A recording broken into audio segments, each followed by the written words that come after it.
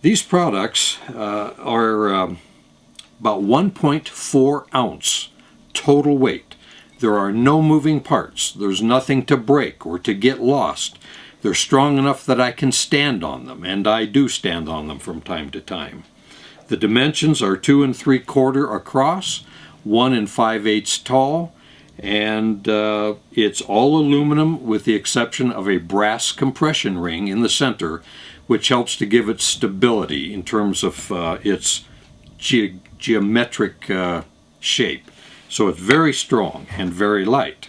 We're going to demonstrate this today and show you how it works, why it's a superior product to so many other products on the market. My background in stoves ranged everywhere from the propane, isopropane mixes, the Primus type, all very good products. I have nothing bad to say about any of them, but in terms of weight, they're significantly heavier than this product. Let's light one up so that you can see how it works. The common fuels are either denatured alcohol or methanol, which is racing fuel.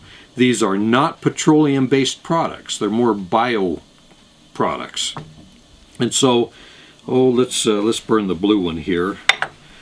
I'll just put in about 1.5 ounces of fuel, which is very little, keeping in mind that a gallon has 128 ounces in it.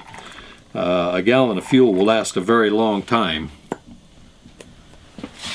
These can be started with either a lighter or a flint and steel, which is always kind of fun. We'll just use that today. It is on fire right now. We are in full blossom right now. I hope that you can see the flame. I've always been impressed with how it looks, and boy, it's sure putting out a lot of heat even at this height. So we'll just put on a cook pot. I've got 1.5 cups of tap water on there. This happens to be my titanium 1.5 liter backpacking pot. In that, I keep my titanium cup. My So-Lite stove nests right inside this 2-cup cup. Inside that, I put some fuel, my lighter. If I'm going at high elevation, I may make a homemade windscreen. That fits in here. That fits inside my pot. The lid goes on top, which also doubles, and I'm not selling pots, but doubles as a skillet. And I have a total cook system which weighs about 5 to 6 ounces. I calculate the amount of fuel. I'm already starting to get a boil around the perimeter here. In fact, you may be able to hear it depending on the sensitivity of the microphone.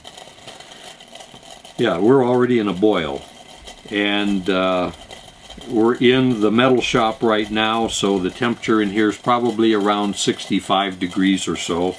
If you were to look out the window, we have a heavy snowfall, and so it's a little cool in here, so the chemicals in the water are all cool, and we have a hard boil already. You see the hard boil,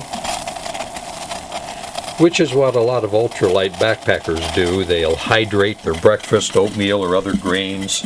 For dinners, they'll hydrate mashed potatoes or couscous or other grains, rices.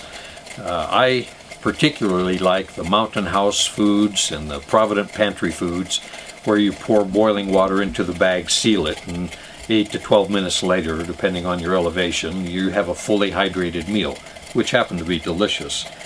You can make hot drinks with this, which I do. I've even made puddings at very high elevation. It's just a great lightweight tool.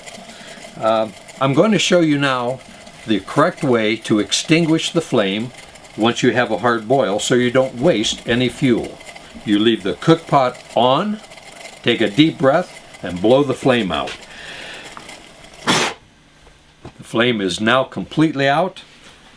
Don't burn yourself on the handles of your pot, but I can take it off, set it aside, and inasmuch as the pot is aluminum, it will cool off very quickly. So in about 2 minutes time, I can take that pot, open up my fuel container, tip the pot until the fuel starts to run out the lowest jet, and then it runs right down the side straight into my bottle, and I've wasted zero fuel. This is now very comfortable to hold. We'll demonstrate putting it in. You'll see that the fuel, which is actually completely clear, I put just a touch of pink in it just so no one ever confuses it for water. And this way we waste no fuel. In about 50 seconds time, depending on outdoor temperature, the temperature of the fuel and so forth, so 50 seconds to a little over a minute, the fuel will start to boil when it reaches 148 degrees Fahrenheit. When it boils, it starts to vaporize.